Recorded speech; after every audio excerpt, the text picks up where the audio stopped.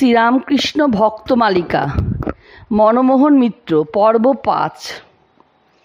মনমোহন বাবুর ভাগ্যে শ্রীরামকৃষ্ণ মহিমা প্রচারের এক অপ্রত্যাশিত সুযোগ ঘটিল।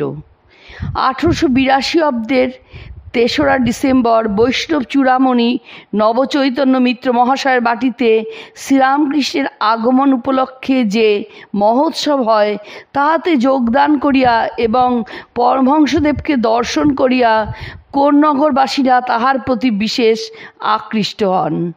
ইহা লক্ষ্য করিয়া মনমোহন বাবুকে প্রতি সপ্তাহে কোন্নগরে প্রচার করিতে বলিলেন।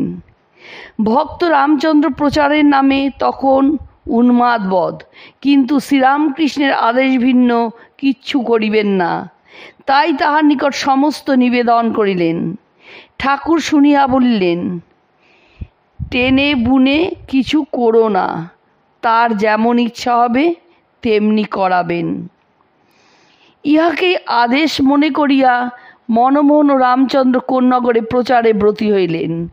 এই জন্য প্রতি শনিবারে তাহারা কোন্নগরে যাইতেন।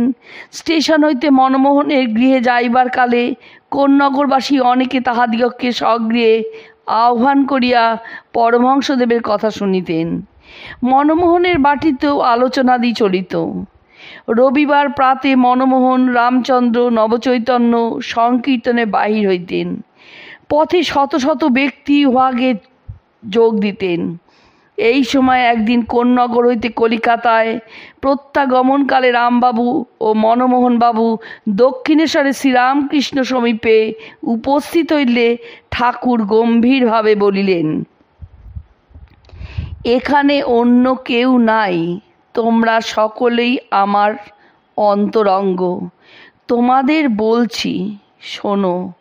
একটি কথা আছে, সাঁঝ পহরে ভাতার মল, কাঁদব কত রাত। তোমরা এখনই এত পরিশ্রম করছো কেন?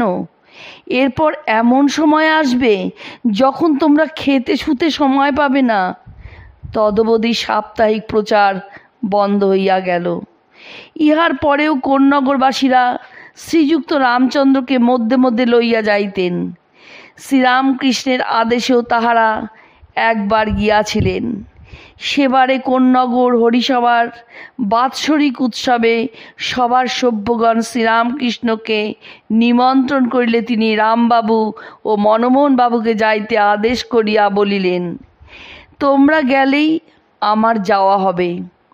রামচন্দ্র তথায় সত্য ধর্ম কি এই বিষয়ে বক্তৃতা দেন।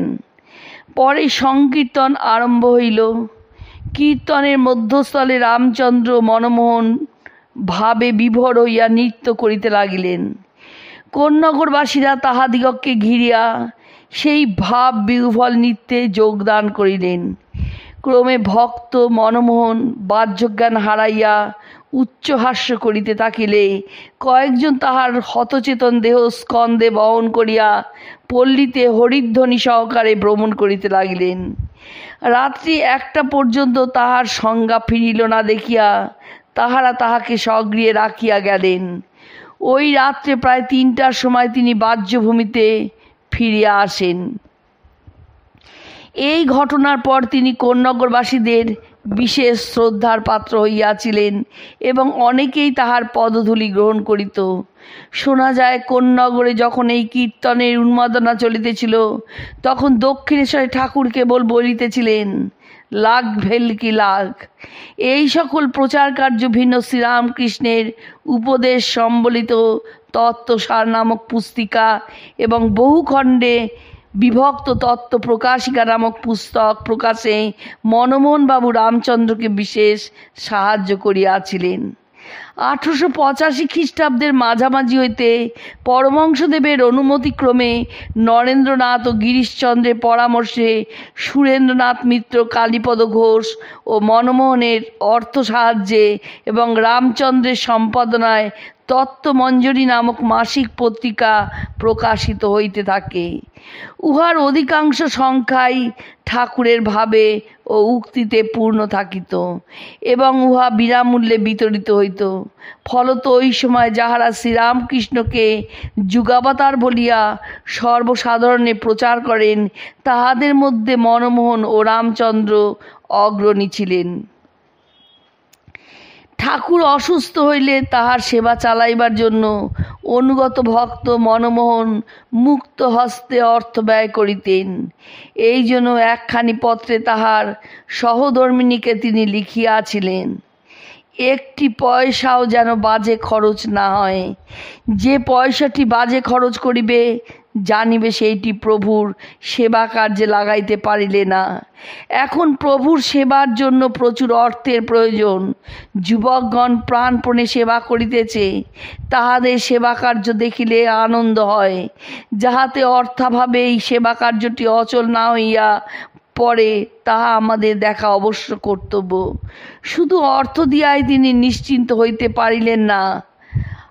আফিস কামাই করিয়াও মধ্যে মধ্যে 2-4 দিন